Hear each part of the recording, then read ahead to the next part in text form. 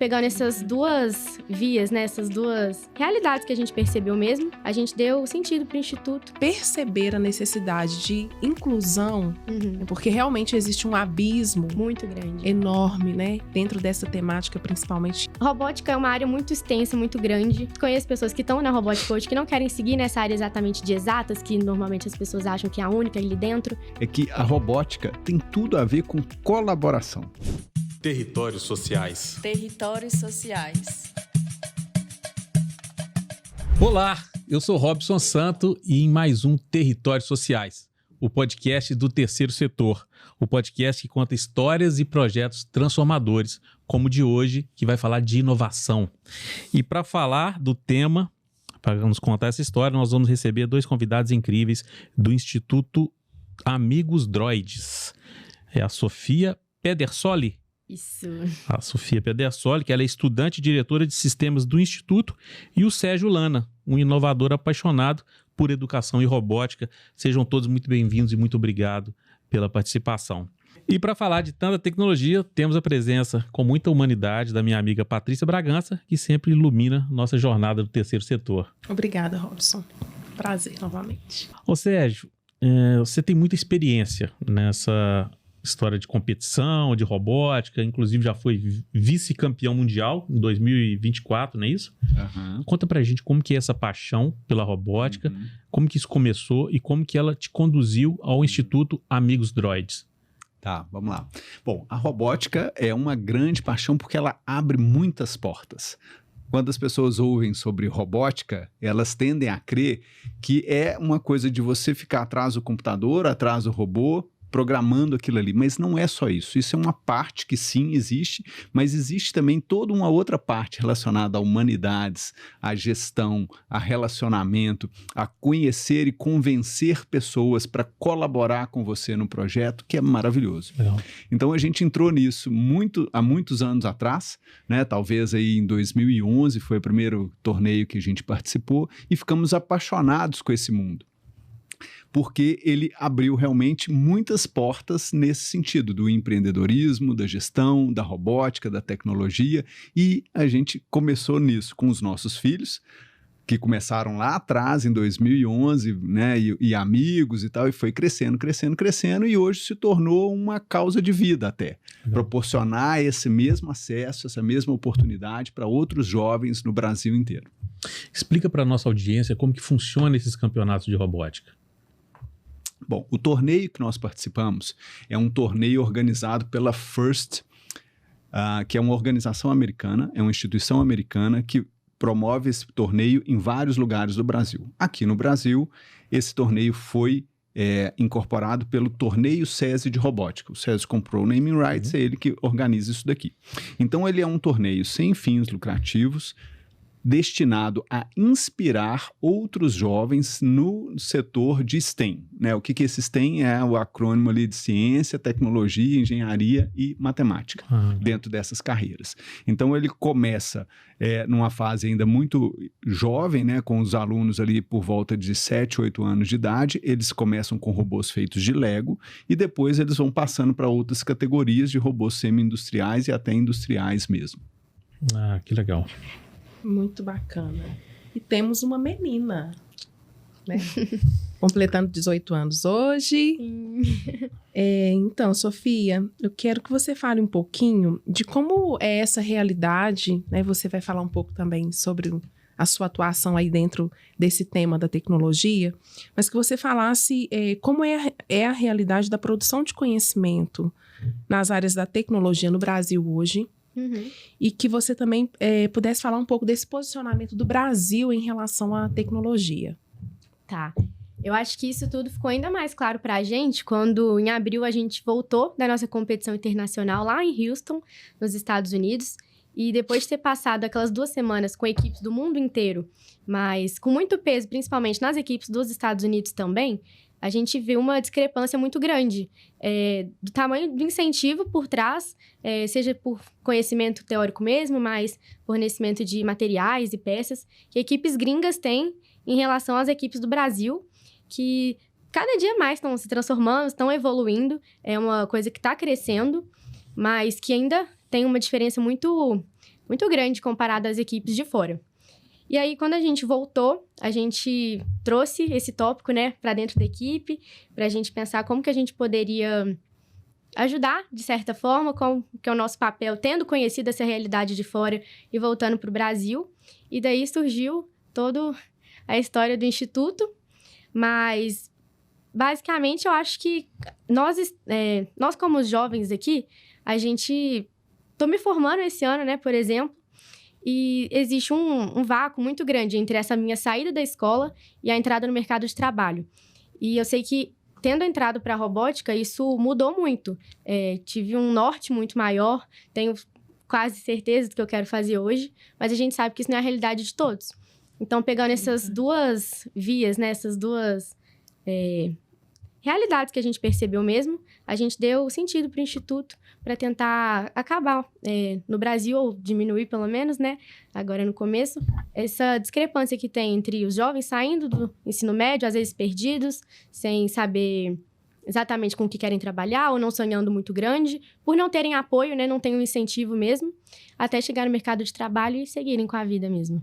Não, isso é importantíssimo, porque você hoje está diretamente envolvida com esse trabalho, com uma função importante como diretora, e trazer, né, da sua experiência e já perceber a necessidade de inclusão, porque realmente existe um abismo muito grande, enorme, né, dentro dessa temática principalmente, e o acesso, e aí você traz um contexto internacional que o que a gente tem ainda é distante do que acontece lá fora. Sim. O desafio do Instituto é muito grande. E quando você fala, você traz a sua fala como menina também, né? Sim, representando tem um aqui peso como uma questão de gênero, de inclusão, de empoderamento, de empreendedorismo.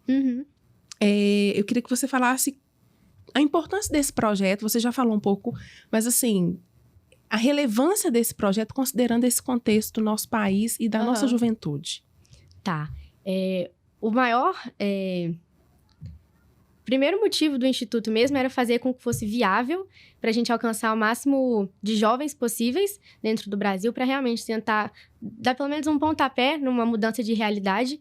Então, o nosso primeiro princípio foi ser uma competição, né, um projeto de baixo custo, para a gente conseguir englobar e envolver a maior quantidade de jovens que tenham interesse.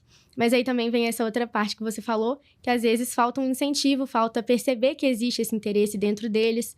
Então, uma coisa que a gente está trabalhando muito é nisso, de tentar engajar as pessoas, divulgar o projeto de forma a fazer eles conhecerem quantas oportunidades podem surgir do projeto. A robótica é um tema distante, principalmente dessa juventude de ensino médio de escola pública, né? Sim. Ou de periferias, ou de comunidades vulneráveis.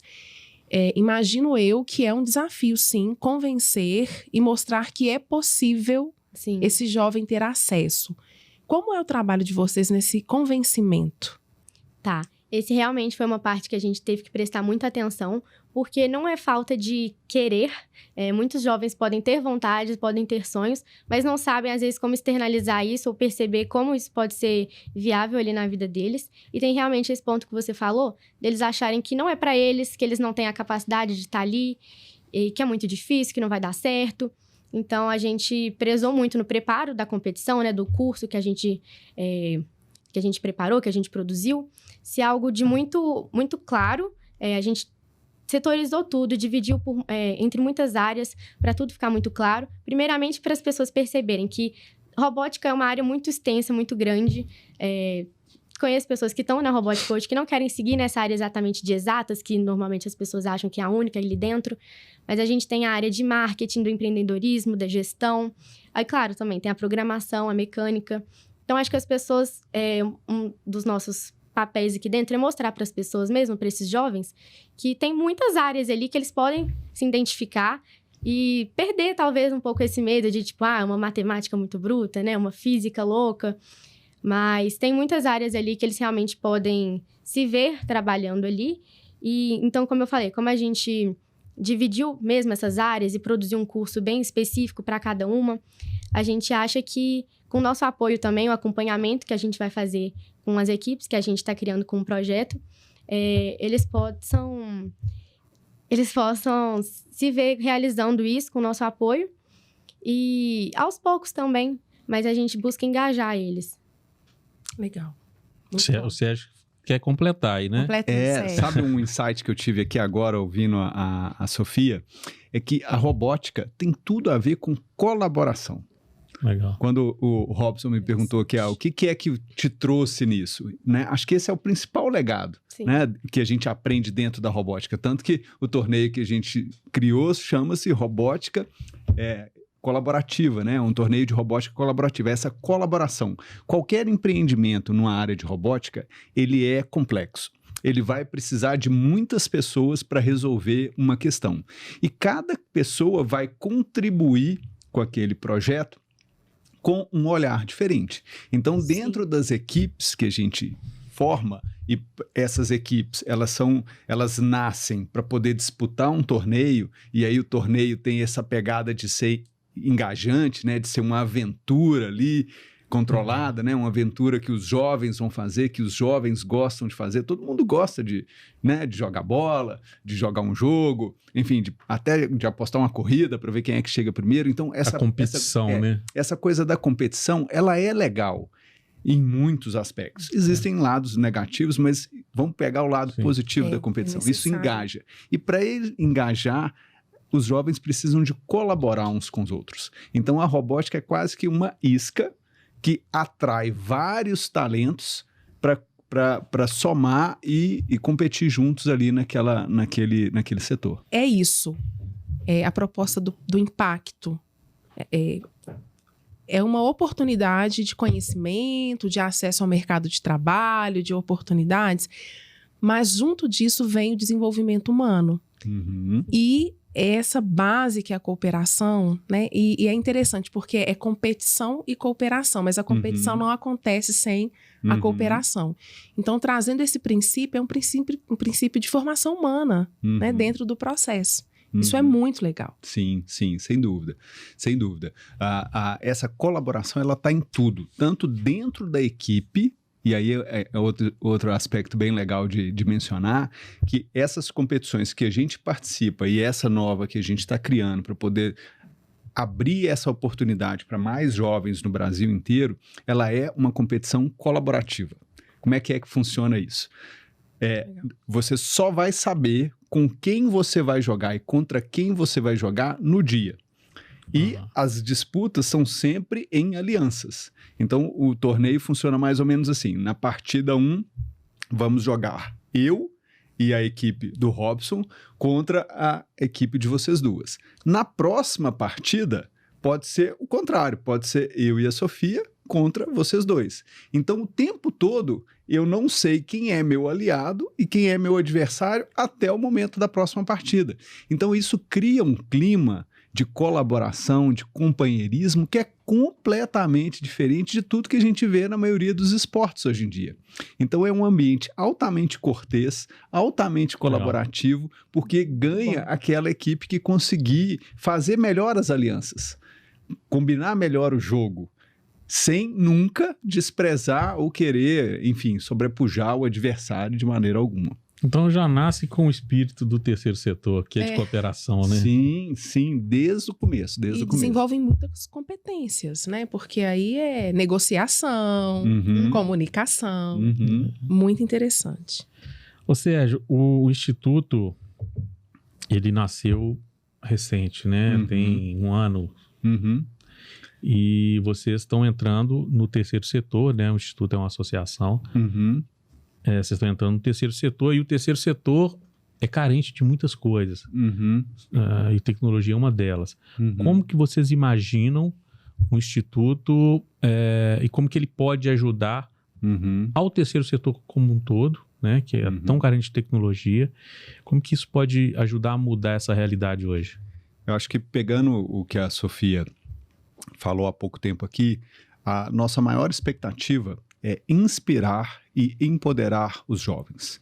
É fazer com que, permitir com que esses jovens sonhem que é possível ter uma carreira, trabalhar no setor de tecnologia, tanto na área técnica quanto na área business, né? A área de mercado, a área de empreendedorismo que está atrelado a toda a parte de tecnologia. Então, esse é o nosso propósito. Inspirar e empoderar jovens por meio do acesso à tecnologia. E aí, completando o que a Sofia tinha colocado, o nosso papel aqui enquanto instituto e como que a gente quer colaborar com o terceiro setor é isso. É criando uma oportunidade de acesso que seja simples o suficiente para ninguém ter medo de entrar, que tenha um custo baixo o suficiente para que a gente consiga captar recursos e levar essa missão, esse propósito aí para o maior número possível de jovens, porque se for caro, o torneio que a gente participa, que a gente foi vice-campeão, é um torneio caro, né? A gente foi vice-campeão porque, como a gente não tem dinheiro para poder competir, a gente teve que inventar 1 milhão de coisas, né? Captar o recurso. Disso surgiu essa criatividade, né? Essa necessidade gerou uma criatividade e essa criatividade foi recompensada. Lá fora, os times, os avaliadores, eles ficaram bastante impressionados com tudo que a gente inventou, porque a gente literalmente teve que fazer tudo diferente do que todo mundo faz, porque a gente não tinha dinheiro para comprar peça. Então, a gente teve que fabricar tudo aqui. E esse olhar é que a gente quer passar para os meninos. Sabe, quando o Robson fala ali que é tão carente, as pessoas são tão carentes, os jovens, né, como a Sofia falando, às vezes ele não sabe que ele pode fazer, ele olha aquilo e fala, não, isso vai custar um absurdo, isso não é para mim. Dá para fazer. E aí a gente tem que transformar esse jeito de ser brasileiro que se vira nos 30 em uma coisa de tecnologia. Então esse é o propósito, é isso que a gente quer fazer. Vira competência, né? Uhum. Essa inteligência, essa criatividade, né? Sofia, ao trabalhar com a robótica, você tem a oportunidade de explorar aí novas tecnologias e novas tecnologias. E a inteligência artificial está aí, né, em alta. Sim. Na sua opinião, como essas ferramentas elas podem preparar as pessoas que estão acessando o mercado de trabalho agora? Nós temos a inteligência artificial disponível para todas as gerações e gostos, né Robson? Mas para quem está chegando agora, né, eu tenho um adolescente em casa e o pai já coloca na pauta, tem que estudar inteligência artificial. Então, como que você vê isso como jovem e também pensando aí no seu trabalho dentro do instituto? Uhum. Bom, é uma coisa recente, mas está chegando com peso, já está com muito valor nas nossas vidas. Acho que todo mundo acaba usando, mesmo que indiretamente, uma hora ou outra. E não tem como fugir disso. Então... Às vezes escondido, né? O trabalho da escola. Às vezes ajuda, tem que levar para o bom uso, tem que ter esse limite mesmo, igual você comentou, porque tem que saber dosar ali como você está usando.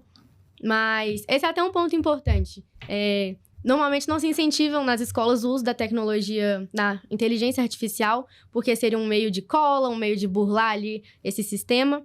Mas isso não vai acabar. Tá começando agora, tá se surgindo agora, só vai ficar mais presente. Então, não acho que a gente tem que tentar não usar e literalmente afastar, tem que abraçar essa onda mesmo. E eu uso muito dentro da equipe na programação, me ajuda bastante. E é isso que eu falei, tem que saber dosar. Claro que você não pode deixar de treinar suas próprias habilidades para deixar isso tudo na mão da inteligência artificial, mas é um facilitador com muitas tarefas, às vezes simples, até alguns insights para coisas mais difíceis. Então, com certeza, eu acho que tem que ser utilizado pelos jovens agora entrando no mercado de trabalho. Vai ser um diferencial muito grande quem estiver entrando já sabendo lidar ou pelo menos aberto a começar a usar.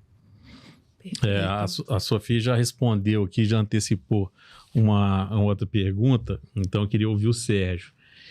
Aproveitando esse gancho das inteligências artificiais e o tema da empregabilidade. Então, um momento polêmico, né? As novas tecnologias, automação, robótica, sempre foram alvo de muita especulação sobre o futuro das relações de trabalho, né?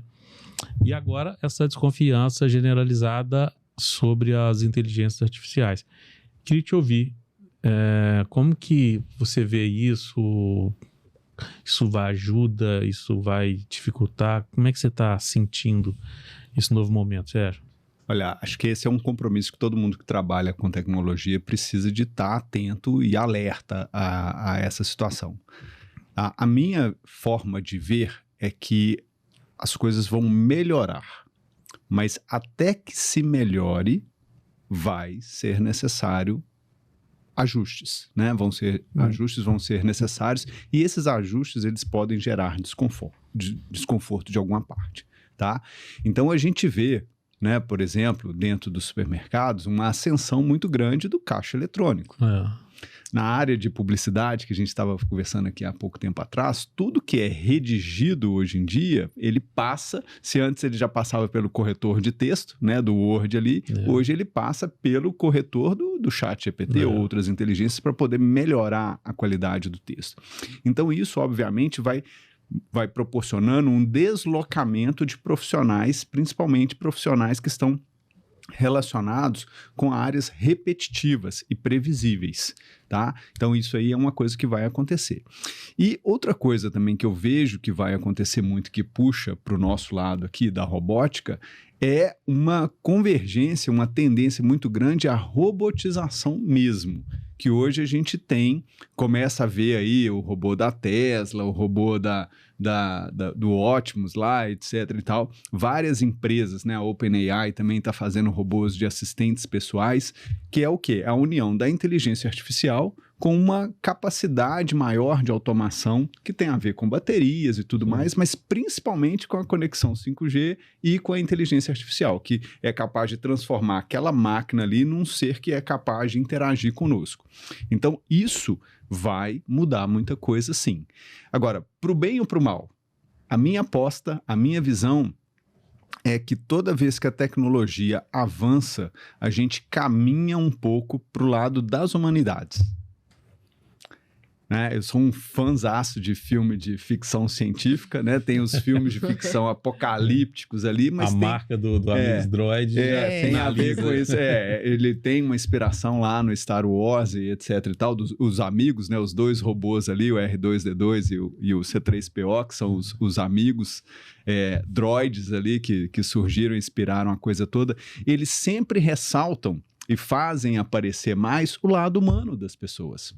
Então, mesmo no mercado de trabalho, aquelas tarefas que são realmente mais repetitivas, né, ou que são monótonas, como, por exemplo, trabalhar como caixa de supermercado, isso tende a ser substituído, sim.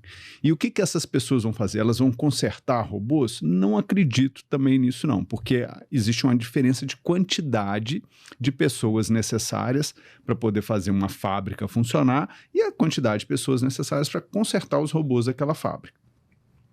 Mas existem outros lugares onde essas pessoas vão encontrar amparo para trabalhar. E isso tem a ver com humanidades, isso tem a ver com a arte, isso tem a ver com artesanato, isso tem a ver com cuidar do tempo para que aquele tempo das pessoas e das empresas e das instituições seja um tempo relevante. Então, acho que essas pessoas elas vão acabar sendo acomodadas nessas atividades que têm a ver com essa curadoria do tempo. Nossa, isso é muito interessante. Eu escuto a inteligência artificial, a minha amiga, eu já falo, no dia a dia, mas pensando no social e também nesses debates, vou dar um exemplo aqui positivo, que pode ser não positivo, mas, por exemplo, os idosos. A gente tem um problema de solidão muito grande. E qual hoje está sendo o recurso dos idosos? Eles compram uma Alexia e, Alexia, conta uma história, conta um poema e ficam conversando, literalmente, com uma inteligência ali, né, com um robozinho ali que fica trazendo isso.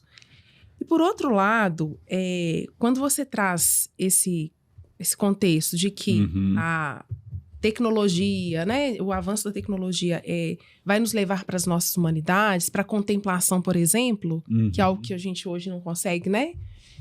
É tanta tarefa corriqueira, e da responsabilidade que nós, enquanto sociedade, temos de fazer a inclusão dessas pessoas que, por exemplo, que vai deixar de ser caixa de supermercado para esse ambiente de produção. Isso é uma discussão, Robson, que a gente tem que pensar enquanto sociedade também, Sofia, de como fazer essa transição. Porque não é algo tão simples. Então, essas pessoas serão capacitadas onde? Esse processo produtivo será consumido de que forma? E é um movimento que realmente vai acontecer. Pelo tamanho da transformação, vai ter um período de perrengue que não tem como todas as transformações que a humanidade já viveu, né? Então, assim, de fato, é uma preocupação que a gente tem que ter, sobretudo nesse papel do terceiro setor, de como minimizar esses danos, né? Porque vai, assim, eu não sei ser pessimista, mas eu acho que vai ter um desemprego em larga escala, nos primeiros momentos. Porque tem essa história mesmo, né? Você vai automatizar, como você falou, o supermercado. Onde eram 20 caixas, vai ser 2, se tiver caixa. Né? Então, esse impacto, ele é inevitável. E aí, a importância de projeto como o de vocês, né? De trazer acesso e conhecimento também para dentro dessa área. Né? E é legal, pensando aqui uma reflexão agora, do nome Amigos Droids, é legal de estabelecer uma relação de amizade com essa tecnologia, né? É verdade. Não é algo tão distante, né? Interessante essa discussão. Se deixar, a gente vai na discussão quase filosófica, né, Robson? Vou falar aqui com Sofia de novo, Sofia. Considerando essa evolução tecnológica, né, existem muitas oportunidades de inovação que elas podem também impactar positivamente o meio ambiente. Com o Instituto Amigos Droids, como vocês incorporam esse conceito de sustentabilidade dentro dos projetos de robótica? E estou curiosíssima para entender como foi a proposta de vocês, super criativa, considerando poucos recursos. Se tem aí alguma questão de sustentabilidade na proposta de vocês, eu queria que vocês colocassem um pouco disso para a nossa audiência. Do Fast, sim? Tá. Como a gente falou, a questão da gente não ter condições de comprar muitas peças, dessa falta de recurso, que foi a nossa realidade. A gente conseguiu pensar uma solução criativa para chegar onde que a gente queria, a gente sabe que vai ser uma realidade que muitas das equipes que a gente está criando enfrentariam, né? Jovens de várias realidades, né? Que realmente não teriam o acesso que a gente comentou anteriormente. Sim. Então, na nossa própria competição, para fazer ser viável toda a nossa temporada, a gente desenvolveu um processo de engenharia chamado FAST, que ao invés de a gente usar as peças de metais caras que a gente teria que importar até dos Estados Unidos para usar, a gente transformou isso tudo num processo de engenharia que é muito mais teórico para a gente, assim, calma. Num processo de engenharia que a gente consegue absorver muito mais conhecimento por ser mais mão na massa e mais teórico, e que a gente tem que desenvolver todas as peças do zero, desenhar, prototipar online, depois passar pro físico, né, no corte, mas, enfim, ao invés de materiais de metal, materiais de MDF ou policarbonato de 3 milímetros, e isso faz com que a gente prototipe muito mais o nosso robô. Aí, aplicando para a realidade de não ter muitos recursos, isso se torna algo que você valoriza muito mais as peças que você tem, então você gasta menos, e essa questão mesmo, você tem que fazer todo o processo até o robô final. Então, você põe muito esforço naquilo, aprende mais e, no final das contas, tem exatamente um resultado que você queria, mais específico. Claro que com erros e acertos para ir aprendendo e refazendo. A sustentabilidade, ela tem vários aspectos, né? Sim. Então, o principal ponto que tem aderência com o que a gente faz dentro do Instituto é a sustentabilidade financeira. É conseguir viabilizar algo que, à vista da maioria das pessoas, é muito caro e muito difícil. Então, o que é que a gente fez? A gente transformou algo que era muito difícil em algo factível. Factível. Qual o processo? Simplificamos o processo. Não que ele seja fácil, mas a gente consegue introduzir as pessoas sem necessidade de conhecimento prévio nessa atividade. E tem a ver também com a questão inovar nesse sentido de materiais e de processos. Então, a gente consegue alcançar essa viabilidade, conseguimos fazer algo que funciona muito bem, que é tecnicamente muito aperfeiçoado em termos de precisão e tudo mais, com um custo muito menor. Então, essa lógica criativa é que é a base da nossa sustentabilidade. Em termos de materiais, de recursos, etc. e tal, não é o principal ponto da inovação, porque a gente acaba usando coisas que são similares ao que as outras equipes usam. A forma de fazer é que é diferente. Ao invés de comprar pronto, a gente projeta e fabrica dentro de uma lógica dessa prototipagem da indústria 4.0, né, onde você mesmo vai construir tudo dentro da sua casa, dentro da sua escola, da sua instituição. Vocês entram dentro desse processo de economia criativa. Muito bom. Na prática, então, Sérgio, os outros competidores, eles usam o Lego? Não, o Lego é uma das categorias, tá? Então, o Lego, dentro dessa competição que a gente começou lá em 2011, é a primeira categoria dentro da FIRST, que é essa organização americana que organiza todos os torneios, tá? Então, o First Lego League, o FLL, ele é um que começa com 9 anos de idade e vai até os 15 anos de idade. Então, as nossas equipes, elas começaram lá em 2011, e fomos, inclusive, campeão mundial em 2023 nessa categoria, quando os meninos estavam ali com 15 anos. Quando eles venceram a idade, eles tiveram que ir para um outro projeto de robô, que é um robô mais avançado, que aí você pode criar o seu próprio robô. Você tem que usar algumas peças que são homologadas, né, que são fixas ali do torneio, mas o restante você cria, você constrói. Então, nisso é que a gente criou esse sistema chamado FAST, que foi baseado de FAST, que é o Fast Assembly Structure, que é uma forma de construir o robô mais rápida e mais barata do que os nossos concorrentes todos. Isso sem usar nenhum parafuso, e a gente acabou com isso construindo o primeiro robô 100% transparente do mundo, que não usa nenhum parafuso, que custa aí menos da metade, muito menos da metade, né? A gente chegou numa conta tipo de 10%. Como que é o encaixe? Fantástico. O encaixe, ele é todo feito com dentes, então ele é todo cortado a laser, né? Então, ele tem dentes muito precisos que se encaixam e abraçadeiras de nylon que prendem. Então, ele tem aí, para quem já entrando um pouquinho na área técnica, ele neutraliza os esforços de compressão com as peças, que pode ser o MDF ou policarbonato, e de tração com as abraçadeiras de nylon. Então, tem uma lógica construtiva muito parecida com o dos sistemas biológicos, né? O nosso corpo, todos os organismos vivos funcionam dessa forma. Uma estrutura estica e a outra estrutura tensiona, né? O nosso braço é assim. Você tem um osso aqui dentro, que é o que estica, e o músculo que tensiona. A nossa pele, ela envolve todo esse sistema aqui, de forma que ele fique, ao mesmo tempo, flexível e resistente. Então, a gente não quebra toda hora porque o nosso corpo ele é flexível. Um robô, ele quebra muito porque ele é todo rígido, né? Se eu dou uma pancada num braço do robô, esse braço é rígido, ele amassa, ele não volta. Então, para que ele não amasse, acabam tendo que ter estruturas muito robustas, muito pesadas. E o nosso sistema, ele é o contrário.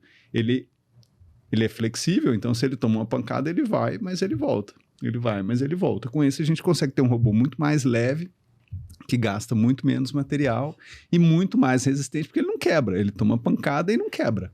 Né? E entendendo que a nossa competição não é uma competição de luta de robôs, é uma competição colaborativa, então os impactos que existem são ocasionais, não são o principal objetivo da disputa. Não, muito legal, e é legal você falar isso, que tem a ver com o tema da pergunta que eu queria falar. Você está falando aí de uma tentativa de reprodução do ser humano, né? Então, uma observação da anatomia, como que o corpo humano se comporta.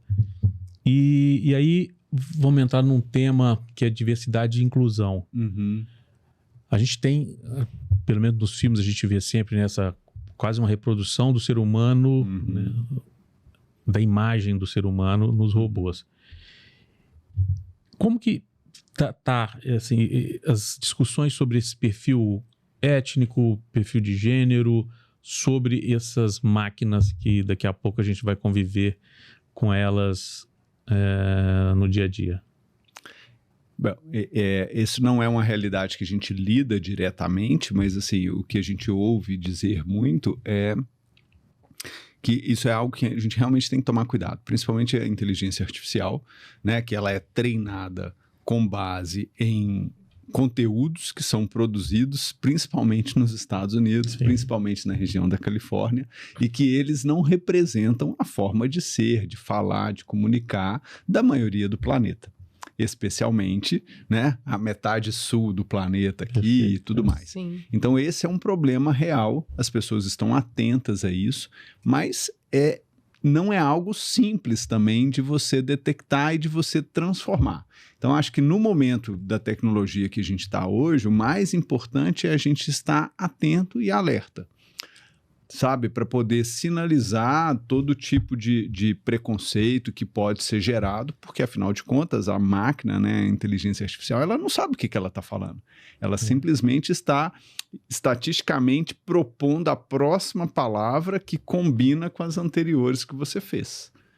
Então, ela em si não tem um preconceito, só que ela aprendeu dentro de um modelo que é predominantemente americano ali, né? Cultura muito de uma específica, cultura né? muito específica, ela vai reproduzir isso.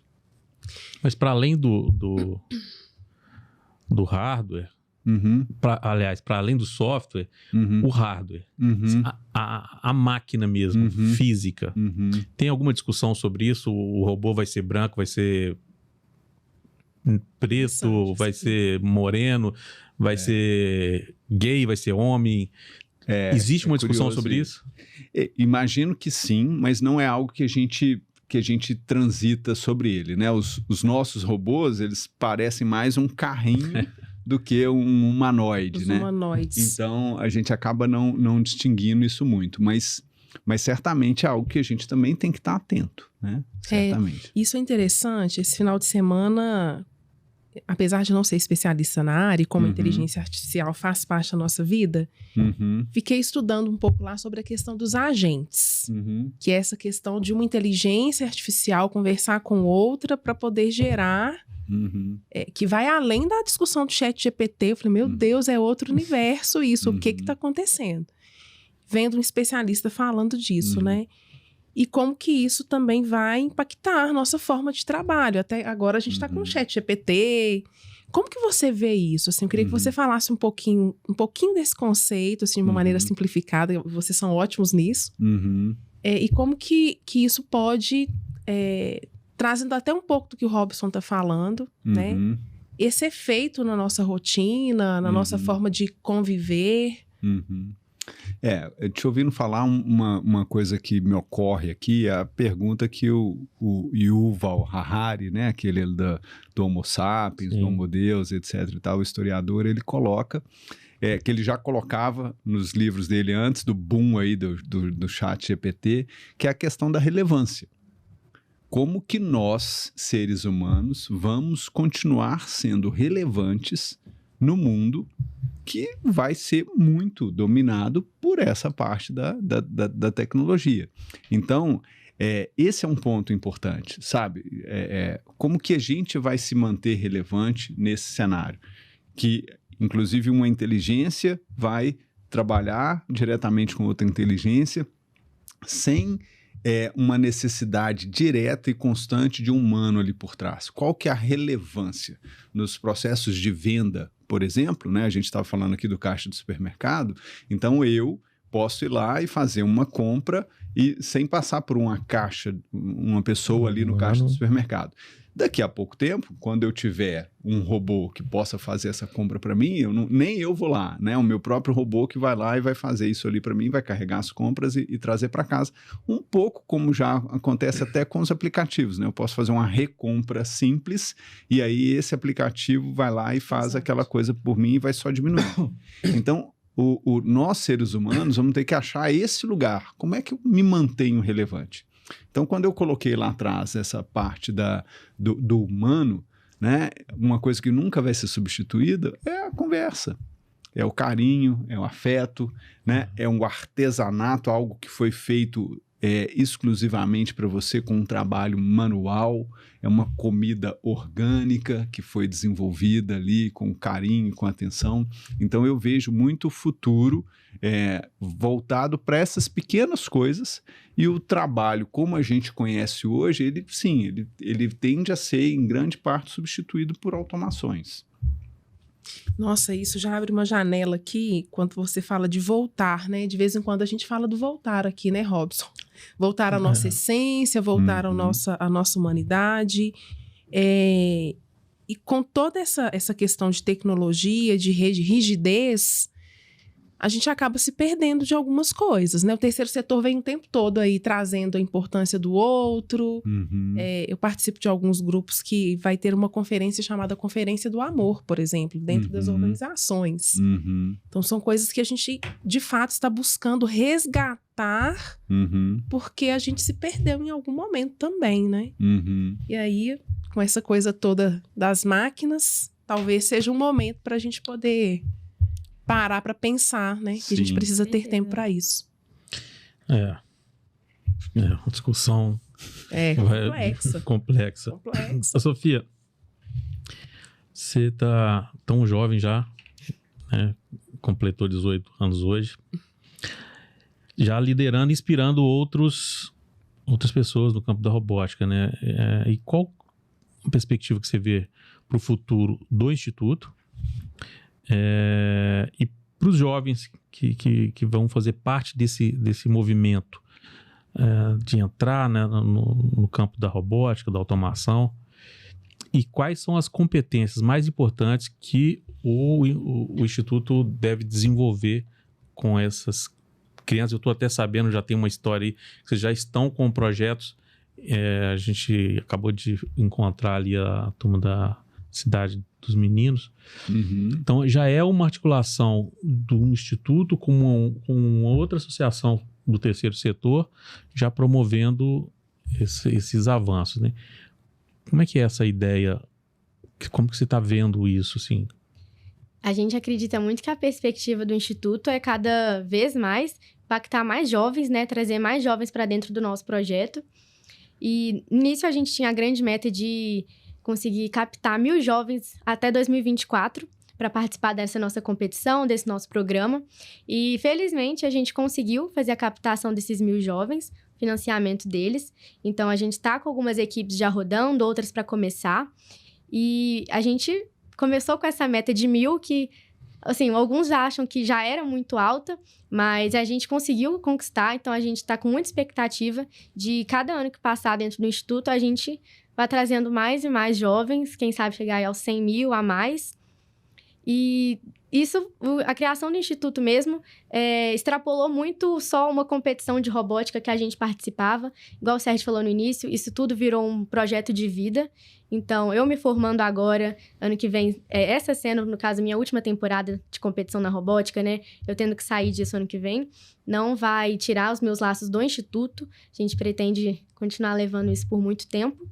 E trazendo esses jovens para dentro, na questão das competências, o que eu vivi na minha competição de robótica, que é exatamente o que a gente está passando, que a gente está pretendendo, né, passar para eles com esse projeto, esse desenvolvimento humano mesmo. Você falou alguma coisa no início que eu tive essa reflexão também, que sempre que nos perguntam o que a gente mais aprendeu, né, qual foi a nossa maior lição na robótica, poucas pessoas vão falar que foi uma coisa técnica, uma coisa de programação, de mecânica. A gente sempre fala que é esse convívio com o outro, essa colaboração, essa competição saudável e qualquer característica, qualquer competência humana mesmo que a gente tenha desenvolvido. Aí entra muito a comunicação, tanto nas nossas relações pessoais, de trabalho ali dentro da equipe, mas também contatos empresariais,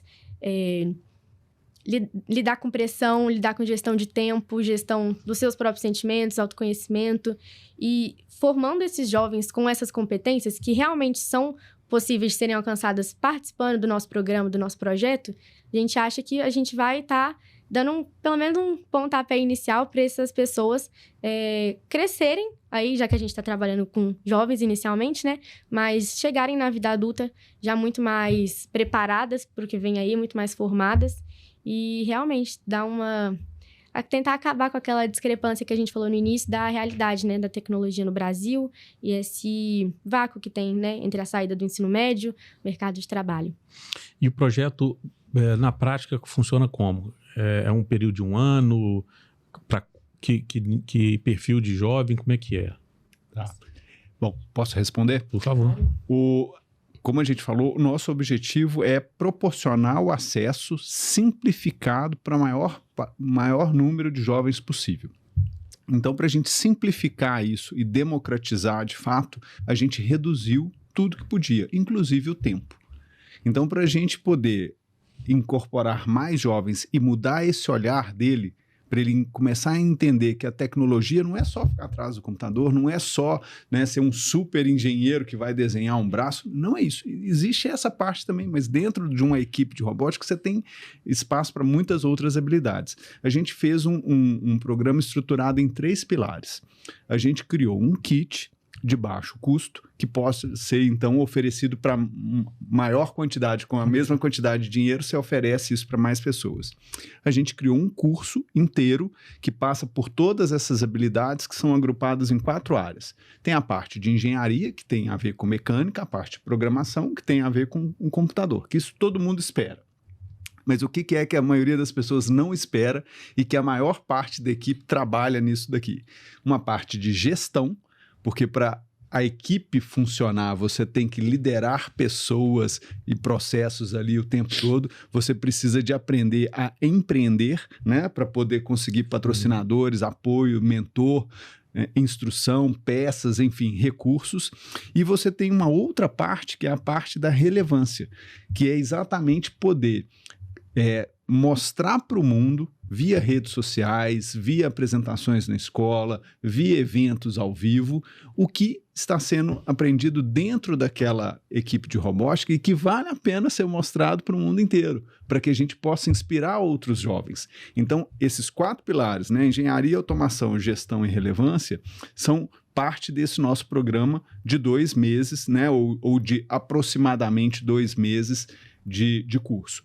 E o terceiro pilar é a competição, que é o grande motivador que reúne todo mundo, né, coloca a turma toda ali empolgada, né, com sangue no olho, doido para poder ficar ali sábado, domingo, depois do horário, não tem hora de acabar, porque todo mundo quer fazer um melhor robô, a melhor equipe, né, ser a coisa mais sensacional. E esse olhar também, esse despertar, é algo que é super legal e é o que nós adultos muitas vezes sonhamos para os jovens. A gente quer que os jovens tenham essa pegada. A gente fala, não, a gente vai dar conta, vamos fazer isso, pega daqui, pega dali, a gente dá um jeito e vai fazer acontecer. Isso acontece quando a gente tem um motivo, né? Eu gosto de falar que motivação é um motivo para a ação.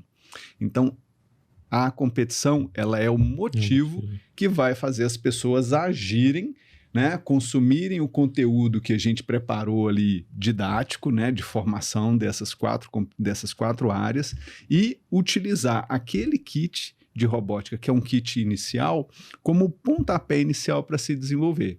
E é esperado que as equipes, que os jovens utilizem desse kit inicial para poder crescer.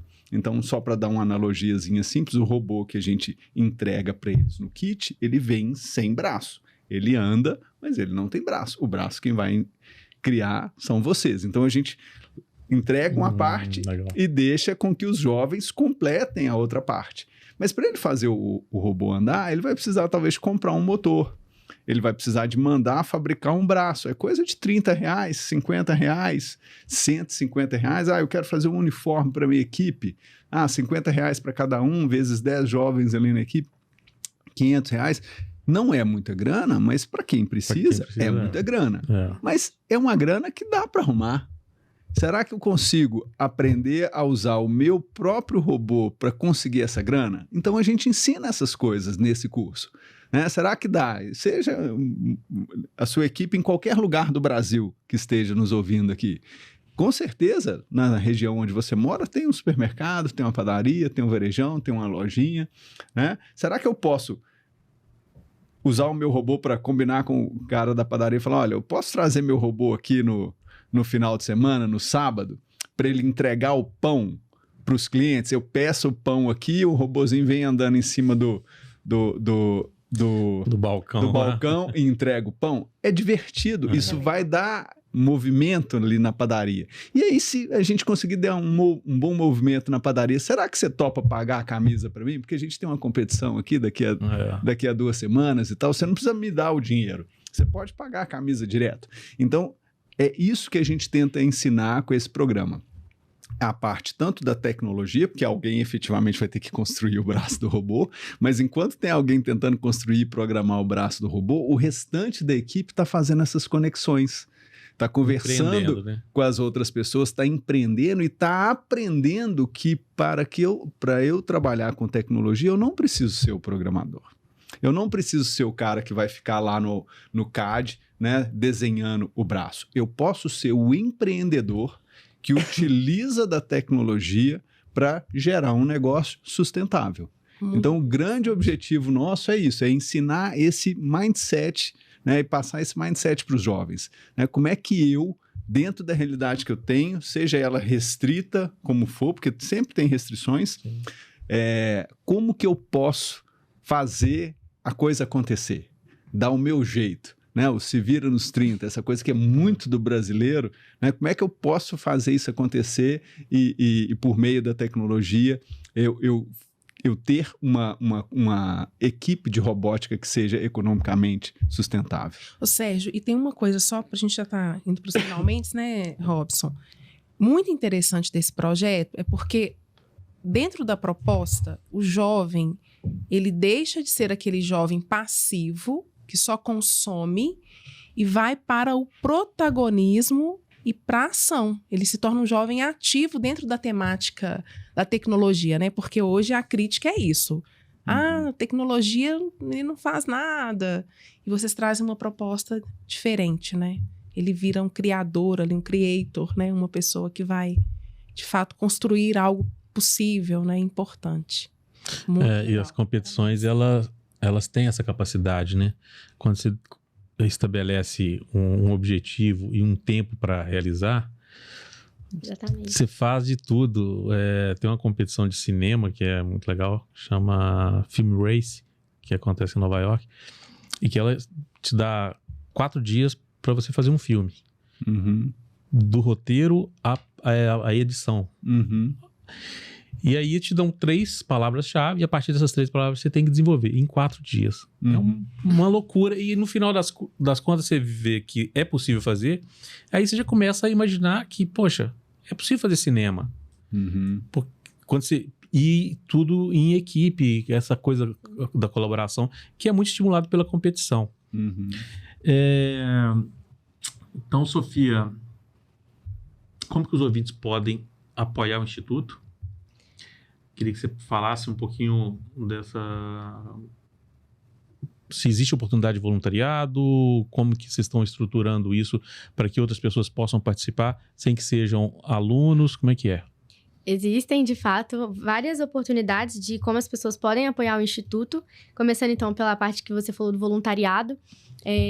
Nós estamos esperando um grande número de jovens para as nossas competições, que se chama Robocopa, já tem algumas com data marcada até, e a gente precisa primeiramente de voluntários para ajudar na dinâmica e organização do dia do evento. Tem todo um planejamento, tem todo um cronograma que vai precisar ser seguido bem à risca para dar tudo muito certo, no tempo certo. Então tem essa parte de voluntariado mesmo, de uma pessoa querer ir lá ajudar no dia da competição. Mas também tem um outro lado, que é o financeiro, para a gente conseguir financiar essas equipes, esses jovens. E acho que o Sérgio consegue falar um pouco melhor sobre isso. O voluntariado tem a parte do dia e tem os mentores também, né? Sim, os mentores e os técnicos, que também são voluntários, né? Sim. Eu sou o técnico voluntário da equipe Amigos Droids. Entendi. né? Então, como eu, outras pessoas podem adotar uma equipe para ser um técnico. E essa, aliás, é uma ótima oportunidade para as pessoas mais velhas, como você falou, né? Esse olhar sobre a gestão da equipe ali, pessoas mais velhas podem contribuir muito nesse sentido. Então tem o voluntário do dia do evento, tem o voluntário que é o mentor da equipe, tem o voluntário que é o técnico da equipe. Isso do ponto de vista do voluntariado. E do ponto de vista mais estrutural, a gente precisa de ter financiamentos, né? Então as pessoas, as instituições podem contribuir financeiramente como patrocinadores do projeto, né? Principalmente aí as empresas, elas podem ser patrocinadoras do projeto. Então eu quero fazer uma Robocopa da Cicobi, né? Ou da minha empresa A ou da empresa B, lá na minha cidade. Aquela empresa pode financiar o projeto para oferecer essa experiência dentro da cidade com o nome daquela empresa, que afinal de contas é uma empresa que contribui ali com aquela cidade específica. Então isso é uma forma de fazer. E as pessoas físicas, elas podem contribuir também financeiramente com o projeto adotando jovens. Então, a gente está começando agora a criar um portal onde você pode ser padrinho de um jovem. Tem custo? Tem um custo, sim. Quanto é hoje? Hoje, esse programa que a gente falou, né, que inclui kit, um programa de aproximadamente 2 meses aí de treinamento e a competição, isso custa R$ 298 por jovem, para que o jovem tenha essa experiência. Então é algo relativamente barato, é possível de ter uma pessoa que... O time são quantos, pago uma normalmente? vez. Um time é formado por 10 pessoas. 10 pessoas. 10 pessoas. É uma parcela única? É uma parcela única para um jovem. Para um jovem. Para eu montar um time de 10 pessoas... 2.900. Eu vou precisar de R$ 2.980. Para uma empresa é um investimento baixo com um impacto muito interessante. E um impacto duradouro, porque a gente está falando aqui de educação. A gente está falando aqui principalmente de transformar o olhar. Possibilitar uma experiência que o jovem, depois dessa experiência, ele vai enxergar as possibilidades de outra maneira. Ele vai ver que ele dá conta de criar algo que seja economicamente sustentável. Por aí. E vocês imaginaram isso para o poder público, levar isso para as prefeituras? Sim, esse é um outro passo, né, Sofia? Que isso sim está no nosso plano, na nossa perspectiva, de uma prefeitura que queira, né, disponibilizar esse serviço para uma quantidade maior de jovens, ele é algo perfeitamente escalável. A gente fez todo um estudo prévio, né? A Sofia é uma das que participou muito disso, junto com a Samanta, né? Com as outras, e uma parte muito das meninas, né? da nossa equipe. A gente tem uma equipe grande aqui, e as meninas é que foram responsáveis por esse estudo. Quer contar um pouquinho? Conta como é que foi.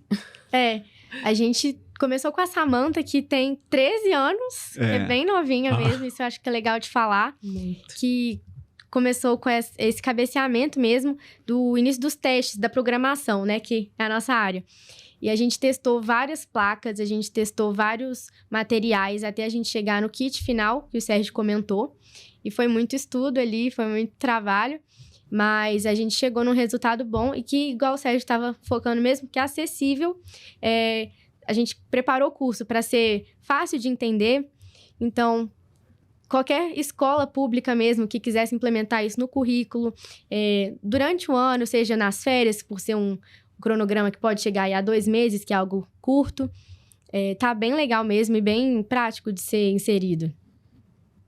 Muito bom. Então, assim que tiver a oportunidade, tiver estruturado esse projeto, as prefeituras aí que se interessarem, eu acho importantíssimo, né, fazer esse movimento com as escolas públicas.